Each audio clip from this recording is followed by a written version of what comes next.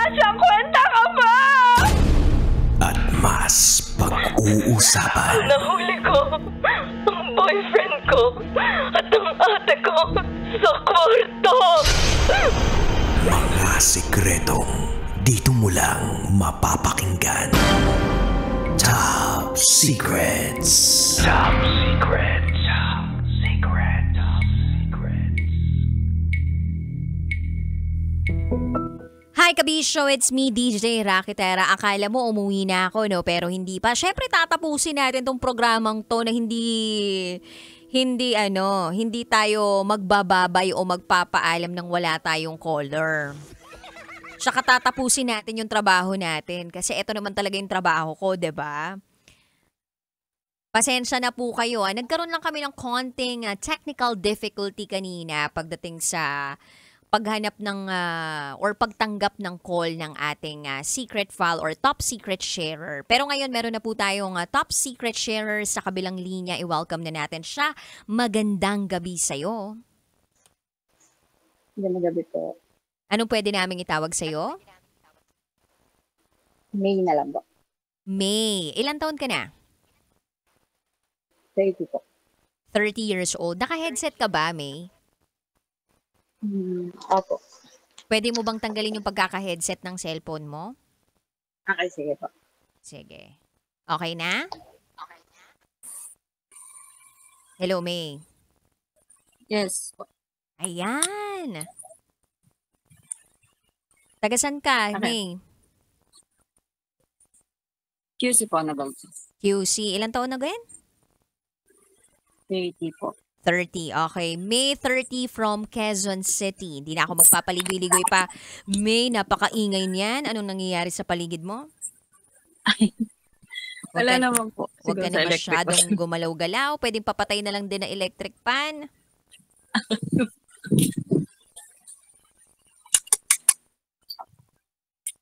Okay na? Ayun! Di na ako magpapaligoy-ligoy pa, May. Ano ang top secret mo? May asawa po din na in love sa iba. May asawa din. May asawa ka, tapos na in love ka sa iba na may asawa rin. Tama ba ako ng pagkakarinig? Opo. Paano naman nangyari yun na may asawa ka, tapos na in love ka sa iba? May pagkukulang ba yung asawa mo sa'yo, kaya ka na in love sa iba? Hindi po. Bali, before naman ma'am, nagka-problem kami pero naging okay naman. This time kasi parang na-fall lang. Ganun.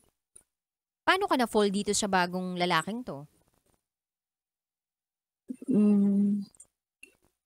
Yung hinahanap ko before sa asawa ko, parang sa kanya ko nakita. Ganun. Ano tong specific na hinahanap mo sa asawa mo na nakita mo dito sa bagong lalaking to? Love, care. Bakit binabaliwala ka ba ng asawa mo? Andun yung love, pero iba kasi yung naramdaman ko nung nakilala ko siya and habang tumatagal, kilala ko siya. Parang malayo. Pogi ba? Pareho naman po. Macho ba? Hindi. Hindi rin ako mahilig sa... Malaki?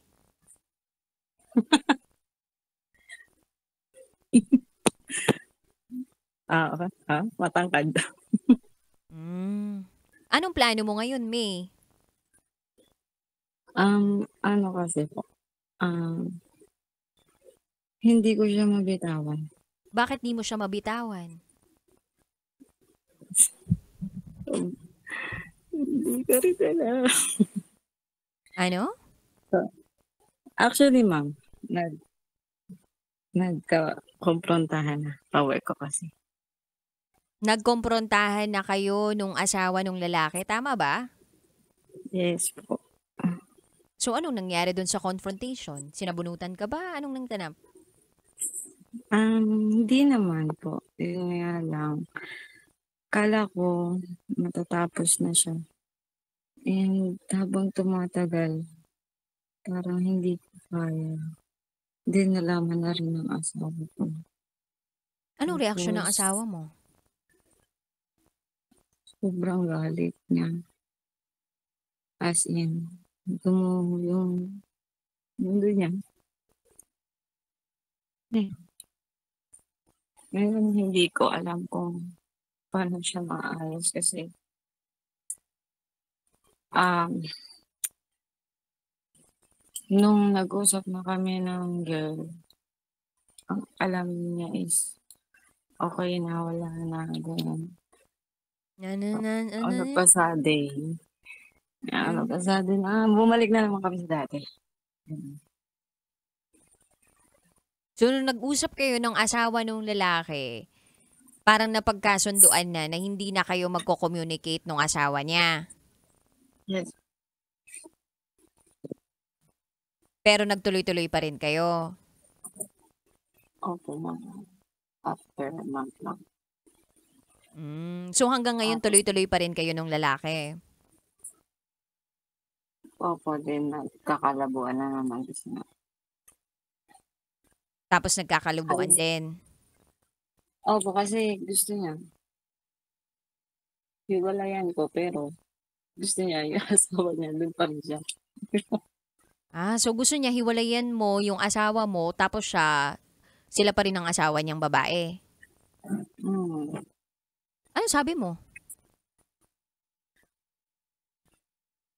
Siyempre, hindi ako pumayag. Pero, mahal ko siya, kaya hindi ko mabitawan. Okay lang sa'yo yan. Parang, kasi doon ako masaya. Nakakatanga siya. Hindi ko maintindihan yung feeling. So, Pero umuwi ka pa rin sa bahay ninyong mag-asawa. opo. So, kumusta kayong mag-asawa sa loob ng bahay? Ako, namin ko naman sa kanya lahat. Then, sinabi ko, para hindi na rin siya masaktan, magbigay muna kami ng space sa isa't isa kasi nga, parang sa araw-araw, nagkakaproblema din kami. Hindi din siya nawala sa isip ng asawa ko. Tapos, sabi ko, yun na yung bawi ko sa'yo. Bigyan kita ng space din ako. Magsasuffer ako kasi kasalanan ko. Pero nararamdaman ko, ayaw niya. Kaya nagugulan ako. So, yun na. Sakit. Kasi dalawa, hindi mo maintindihan saan ka pupunta. Ayaw ka parehong bitawan. Pero ako, nag-decide ako, ma'am, na bumitaw sa asawa ko. Nag-decide ka na bumitaw sa asawa mo. Tama ba ako ng pagkarinig? Opo.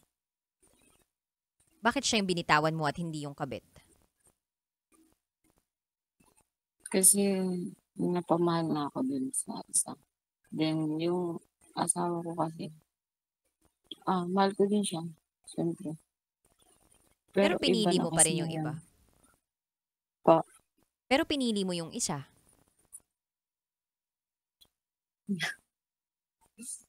Pero okay lang ba sa'yo na may asawa yung lalaking pinipili mo? Hindi po. Siguro, time ko na lang din mapagod. Kasi ganun din siguro yung nangyari sa akin sa asawa.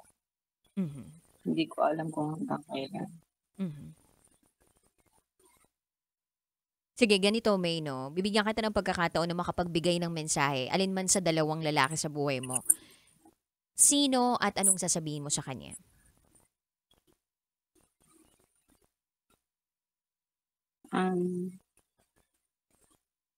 Asawa ko.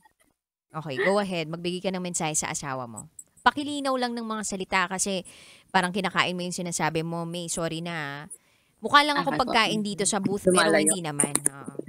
Go Lumalayo ahead. po ba? Go ahead. Sa asawa ko. Sorry. Kasi wala yung love.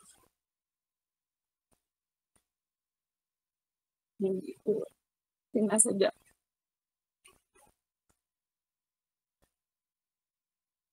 Ramdam ko araw-araw yung effort mo. Tapos mag-alis tayo, pero hindi ko lang kasi naiintindihan sa sarili ko. Sana pag okay na ako, pwede pa. Bakit naman kita? Siguro, hindi ko lang naintindihan pa yung sarili ko. I give you space kasi masyado na kita nasasaktan.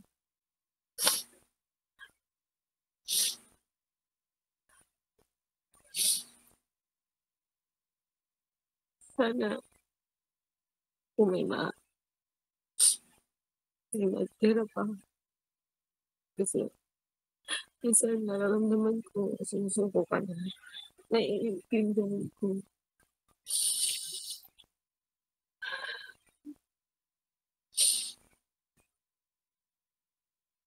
Sana pag okay na ako, yan.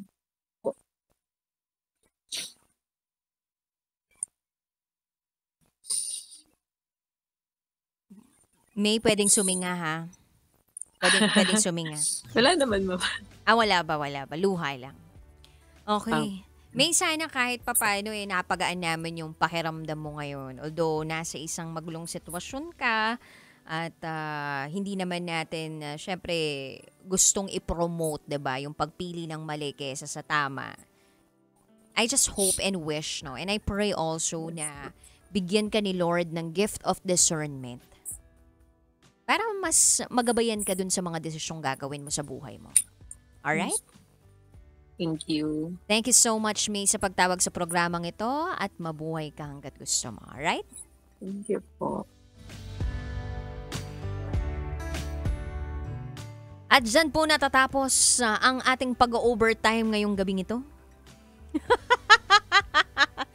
Again, pasensya na nga po kasi medyo na late tayo sa ating top secret segment. Gawa nga nang nagkaroon tayo ng technical and spiritual difficulty kanina. Pero naayos naman na. Anyway, napakahirap naman ng ganong klaseng sitwasyon. Sino dito yung pumili ng kabit kaysa sa asawa? Parang kabit ka nung kabit mo. Diba? Hayop! Lupit nun kabit ka ng kabit mo. Kaya mo yun. Tapos nagkaroon na ng confrontation, nagkaalaman na, nagkahulihan na. Tapos pinipili mo pa rin yung kabit. Ang lupit. Na kahit na ma-judge ka na ng ibang tao, okay lang. Basta pinipili ko, bibitawan ko yung asawa ko, piliin ko yung kabit ko. Ibang klaseng pagmamahal din naman yung meron yung ganong klaseng tao, no? Na kahit nandun yung alam mong hindi okay sa mga mata ng tao, nandun yung kahihiyan, nandun yung mga panghuhusga mula sa iba't ibang tao, pero lalaban ka pa rin kasi nga mahal mo eh. Pero ang tanong, makabubuti ba yun para sa'yo? Makabubuti pa yun para sa mga anak ninyo? Makabubuti ba yun para sa lahat? Okay ba na may nasirang pamilya at may masisira pang isang pamilya? Think about it. Okay ba na ganun? Ganun ba yung gusto nating ipakita sa mga anak? And sa future generations natin? I don't think so. I am not tolerating and I'm not an enabler of broken families or cheating and infidelity. And as much as possible, hanggat kaya pang i-work ang marriage, work it out. Ako mag-workout na lang ako para pumayat-payat naman ako. At nahulog yung cellphone ko, talagang hudyat na para ako'y umuwi na. Maraming salamat, Kabisyo. Bukas ulit, mamaya, no? 9:00 ng gabi. Hanggang hating gabi, magsama-sama tayo. Kapiling ang Basta Princess ng Love Radio, DJ Raketera. At ikay nakatutok sa 90.7 Love Radio. Kailangan pa bang i-memorize yan? Basic, this is Top Secret.